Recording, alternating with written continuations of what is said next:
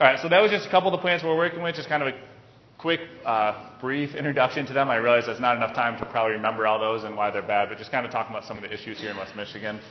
Big one that's here in West Michigan that I'm going to talk to you guys about that has potential if you guys want to get involved with this one is hemlock woolly adelgid. Hemlock woolly adelgid, quick short story, is an insect that's going to impact over hemlock trees and have the potential to kill our hemlock trees. It's here in 4 counties in West Michigan. There's 25-ish individual sites along the coastline, mostly hugging Lake Michigan and the inland waterways. Tiny insect you can't see that when it feeds all winter creates these ovisacs, so it feeds all winter and excretes through its body and creates those white ovisacs, so that's how you can see it. Big issue, be huge threat, so we just got a grant to start working with this, and there's definitely some opportunities for students to get involved with this one that I'll talk about at the end. So like I said, Allegan to Oceana counties, those 4 counties mostly hugging the coastline, and I just like this picture up here. I don't know if this thing's got a laser pointer. So you can see the bug on the needle, right? His feeding tube goes in on the needle and comes all the way down to here. So they pierce at the needle and stick down in, and that's how they feed. So I think that's a really cool picture. Here's the range out east. So it's done a really big number out there. Ridiculous amount of dead hemlock trees out there. And then you can see, this is kind of an older map, the 2 pink counties here in Michigan. We're up to 4 now. This is a map of projected hemlock presence in Michigan. So you can see the red outline is where we currently have it. So it's on the southern border of where if it takes off, it could impact hemlocks in all of Michigan. Here's an old map of the points. We're working on some updated maps now. I just didn't have it this morning. All right, so dealing with infestation. So what's some of the work that we do? I'm going to have to talk fast. So right now we have 4 different main grants that we're working on. We have MISGP grants, the state funding that we talked about. I think you guys talked about earlier, maybe, yes? So it's a grant program from the state of Michigan, comes out of general budget tax money that's given to the state to award out to programs like myself, universities. I think this today is being put on by MISGP funds. Yeah, so this is part of an MISGP grant as well, to do invasive species work. We have a SAGO grant through the Nature Conservancy. We have Forest Service money, and we have the HWA money. So our brief introduction to these grants, our MISGP grants are to do invasive species surveys, treatments, and outreach in 7 counties here in West Michigan. We hire strike teams. This year we had 4 strike teams throughout our 7 counties. Jesse was one of them here in Kent County, to go out and do this work on private and public property to try and get treatments for landowners at no cost. Our SAGO grant was a grant working just on dune areas along the coastline, Allegan up through Mason County, working with those 8 species on 16 different state, county, and city parks. So they picked out 16 parks of like high priority, high quality, and really focused on trying to protect them from these species. So a lot of surveys, a lot of beach surveys. My crew complained about it all the time. I don't know why. They got paid to go walk on the beach day after day after day looking for these plants, and they thought it was the worst thing in the world. They went swimming every day at lunchtime, didn't tell me about it. Went swimming, continued work, and then would come back and complain about how awful it was. So I don't feel too bad for them. Our Forest Service grants are based around Forest Service work, so working on Forest Service to sell property and neighboring properties to try and stop some of these plants from working themselves onto Forest Service property. So a couple grants that we're wrapping up working with the Forest Service. And last but not least is our HWA money. So we got a couple funding sources right now. We have some, Ottawa County gave some money to start our work. We just were awarded with a partner GORI grant for $600,000 to do survey and treatment for the hemlock woolly adelgid.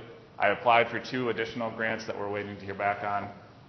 So just in general, we have staff that are going to be able to go out to landowners' houses, check their trees, do presence absence, and then we have some money that we're going to start in the north and work our way down with actually getting treatment for these landowners.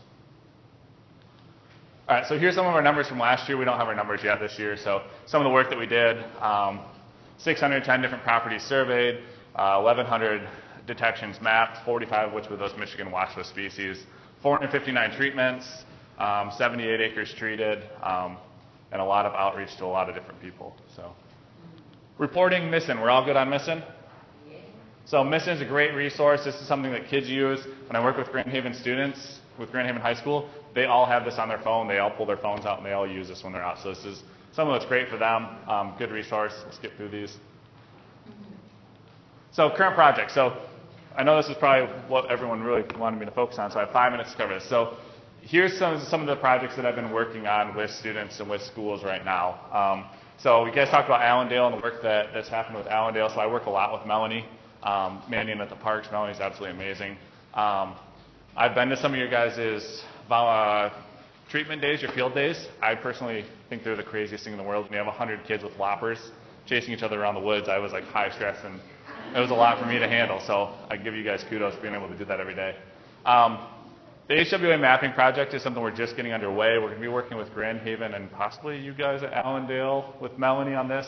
So somebody at Michigan State is working on hemlock models. So they're trying to work on prediction models to where hemlocks are going to be to help us kind of focus in on where we should be doing these surveys and work for HWA. One of the things they need at MSU to truth their model is actual point data on where these hemlocks are at. So they need people to go out into their backyards, into parks, and map all the hemlock trees that are there in order for them to run it through the model to ground truth it. So we're going to start working with, I think, definitely Grand Haven, I think Allendale, on getting kids to go home. We're going to create a Survey 123 app, so apps that you can go right on their phone that are really easy to use to map hemlock trees. So we're going to go in, we're going to teach kids about HWA, what the issues are, what a hemlock tree is, how to ID a hemlock tree, take them outside, show them a hemlock tree, and then they can go home in their backyards and local parks and wherever they're at and just go on this app and just map hemlock trees whenever they're out and about.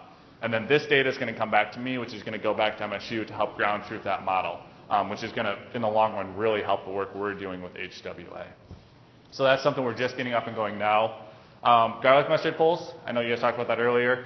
The easiest way to get kids involved, kids love pulling this and they're a lot higher energy than I am. Their backs are really good, mine is starting to not be as good, so they can go pull it all day and they don't care, where I get tired of doing it. So this is a good project for kids to be involved in. Grand Haven High School, we work with them a lot. They're right across the street from me, so it's really easy. I just did a new project with them 2 weeks ago. I went in, talked about invasive species, talked about how I deal with some of these plants and how I decide what should be treated and what's not. So how I kind of prioritize work. And then I worked with their 2 honors biology teachers. And the kids were then given an assignment where they had to go out, they had to pick a plant with their groups, pick a plant, they had to go out in Grand Haven area, they had to find that plant.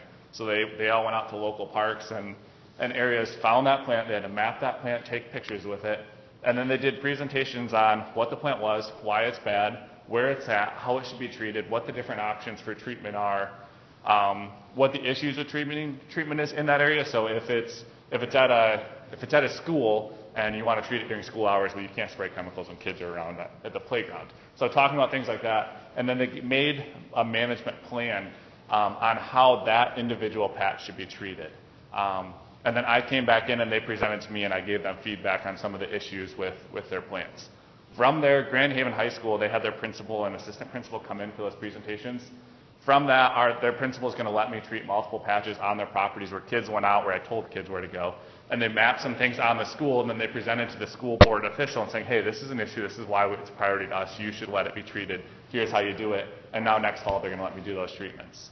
And some of the other ones we're going to send along and hope that they can present to other organizations on why they need to deal with their plants. I work with Science Olympiad. Unfortunately, they don't have invasive species again this year, I don't think, is what I heard. They're pulling invasive species. So that's something I've worked with multiple schools on. Yeah, so here's some of the things we've done. There's obviously a lot more options on ways we can work with schools. So we have a lot of partner organizations. I know Jesse does a lot of work with school groups to do a lot of the stuff, but I would just need to know what you guys want, and I'm sure we could find a way to incorporate it in with an organization that we work with. I just don't know what you guys want or need, if that makes sense. So that's pretty much it. Here's my contact information if you guys have questions. You guys can email. That's my work cell phone number, so I pretty much always have it on me. So if you guys have questions, just let me know.